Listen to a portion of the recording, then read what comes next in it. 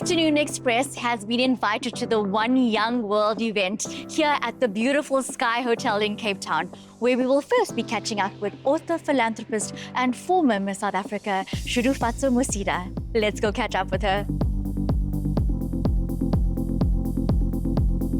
Shudu, tell me all about life in the United States. How has living abroad treated you? It's been everything that I didn't expect.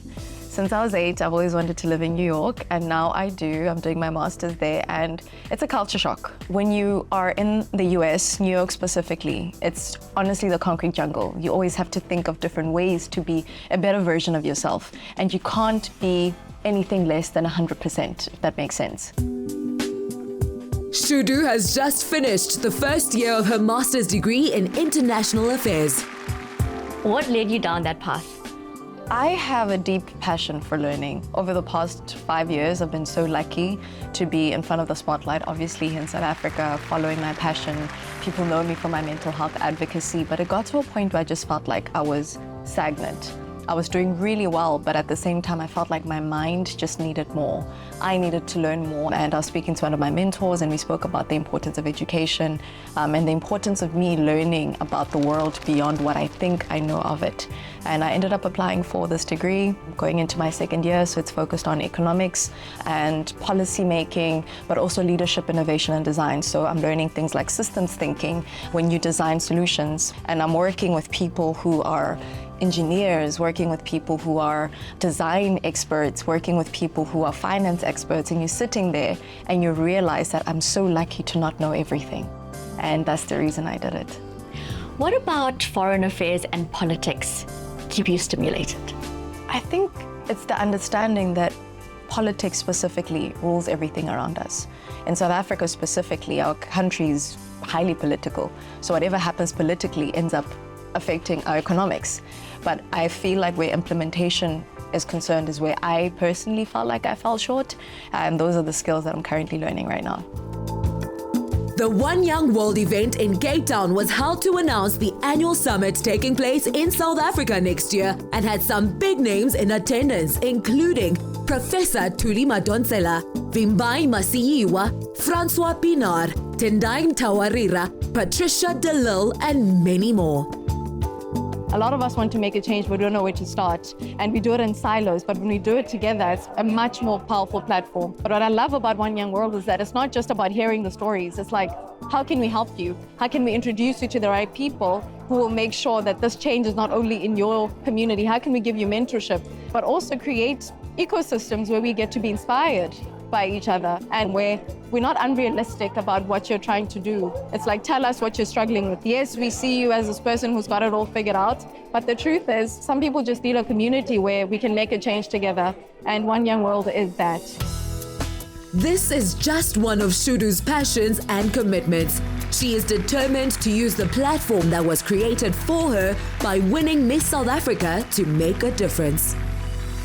You are a champion for women and girls all around the world through your work that you do with the United Nations. More specifically, the work that you do through the UNFPA. Can you please tell me a bit more about that sector of the UN? The UNFPA, I think, is, I call it the binding agency of all the other UN agencies. So it's the Sexual and Reproductive Health Agency of the UN. They deal with maternal health, they deal with FGM, they deal with the rights of young women and girls and asserting their bodily autonomy. I call it the work of asserting the human rights of women and girls around the world. Right now in conflict-stricken areas, they've sent midwives. I've worked on female genital mutilation campaigns with them, things that I think across the world we can be sheltered from, but it's a reality and they're addressing those realities. So it's things like that that the UNFPA deals with, but the work is paramount to the rights of women and girls around the world. Despite the demands of your schedule as a postgrad student, you had the opportunity to moderate an event at the UN at their headquarters in New York City. Tell me a bit more about that event. So we were calling for the end of sexual violence and gender-based violence in humanitarian, in humanitarian crisis areas. So there are a lot of conflicts happening around the world right now, and more than ever, we need to drive investment into the work that agencies like the UNFPA are doing. So we were calling for more investment to ensure that midwives can actually do the work that they're doing. So it was quite important to be at the UNHQ, speaking to partners like Norway that have actually invested into this work, but also just letting the world know that this is needed right now. We have no time to wait. We have no time to wait to see what will happen. We need to protect the rights of women and girls around the world now more than ever. Let's take a jump from diplomacy to politics. Do you think we could see a future Madam Speaker? I don't know if Madam Speaker is my speed, but maybe Madam President? I like that. I like that a lot. Putting it out there. Actually, do you like high teas and chocolate tarts? Who doesn't love a bit of chocolate? Okay. I want to show you heirloom, and let's taste what the Cape Grace has to offer. Oh, I love it. Let's go. Let's grab our drinks. When you're hard at work changing lives and looking good doing it like Shudufadzo, it's important to take time out of your busy schedule to indulge in the sweeter things in life. Shudu, do you love chocolate? Yeah, to be very honest, I don't have a sweet tooth, but when I do, I really like some white chocolate with a little bit of caramel. Oh, that does sound delicious. Shudu, during COVID-19, you and your team started the Mindful Monday series. What is that all about? During that time, the prevalence of depression and anxiety rose by almost 20% in some countries. So we started the Mindful Movement with Mindful Mondays, where we partnered with the South African Depression and Anxiety Group, SADC, to educate people on mental health. So we had psychologists, psychiatrists, and different mental health professionals, and just the ordinary individuals share their stories to make people know that they're not alone. And we educated a lot of people. We had over 1 million viewers over 8 months, and to this day, people still walk up to me and tell me how Mindful Mondays changed everything for them. With Women's Month approaching, I have to ask, do you have a message for women and young girls for 2025? You know, I always say the same thing every single Women's Month, that you're enough.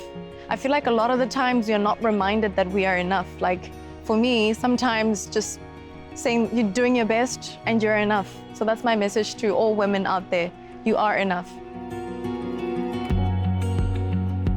Catching up with friends over high tea with some chocolate cake. Now that is a real treat. Please count me in next time. And thank you at home for joining us this evening. We look forward to seeing you again next Tuesday evening at 6, with repeats on Sunday mornings at 8:30, only on S3. Another feel-good production.